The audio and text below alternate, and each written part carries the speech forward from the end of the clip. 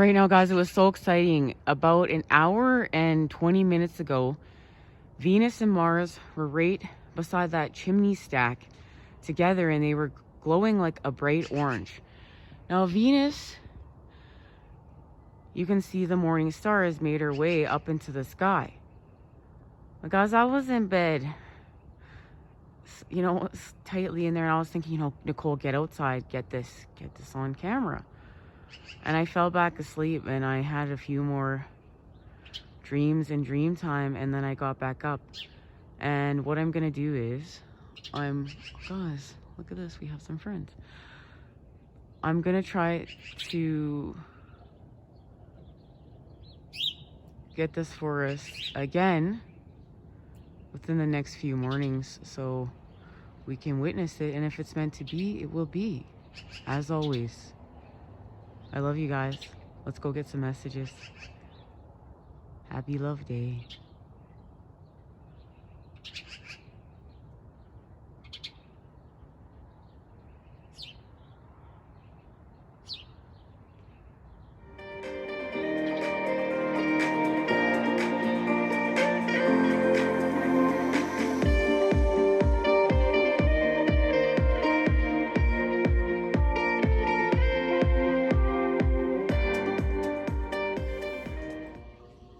Hey guys, welcome. Now we're having a reading dedicated to love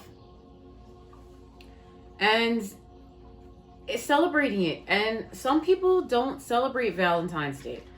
Some people do. This is about doing what you feel called to do. I think it's healthy to have a day that does, represent just a special day dedicated to love. But we're creating with the energy of the opposite. So yes, just because we're having a day, it's a good reminder that we should, be mindful of this throughout the year. But it doesn't mean we can't celebrate it. Many of us are changing the celebrations here in the way that we celebrate. And that's needed because this is part of the creation of the new world. And also, too, starting to celebrate the solstices and the equinoxes as we realize how powerful those portals are. And we're stringing it all together.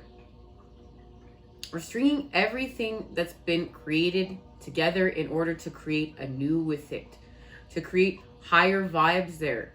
And this is why I believe many of us in school did arts and crafts at the times of celebration, so that we could understand how to create anew with the childlike wonder built, templating built within us. And this is how the Creator uses everything.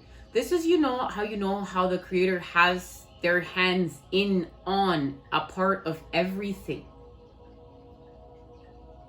And it allows us to heal. It allows us to come together. It allows us to heal in spaces and places where we didn't think we couldn't. And, I'm sure many of you have heard, like, we're healing from cancel culture, where it can only be one thing or another thing. You can only do this or you can only do that. It can only be this or it can only be that. But the feminine knows that's not true. It's all of it coming together to create the whole. And then we can go within the womb and create anew. Go within the void and create anew. Go within the dark and create anew with the light, with the masculine, the energy. So we have the matter, we know. We're accessing the matter, the feminine. And then we expand it with the energy, the masculine. We've untwisted it, guys. We've untwisted it. Now, I have channeled message, and some of the cards we're going to share within the channel messages we received on our last reading. Then we're going to expand off that.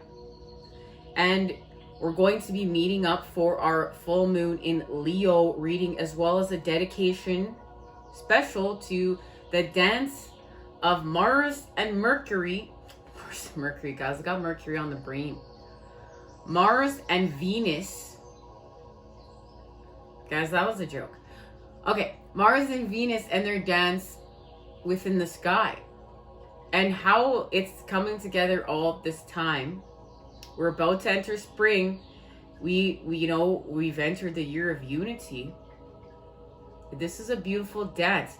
Everything in the heavens is allowing us to create a deeper level of authenticity with love, connection, with the connection between love and force, the feminine and the masculine, the matter and the energy.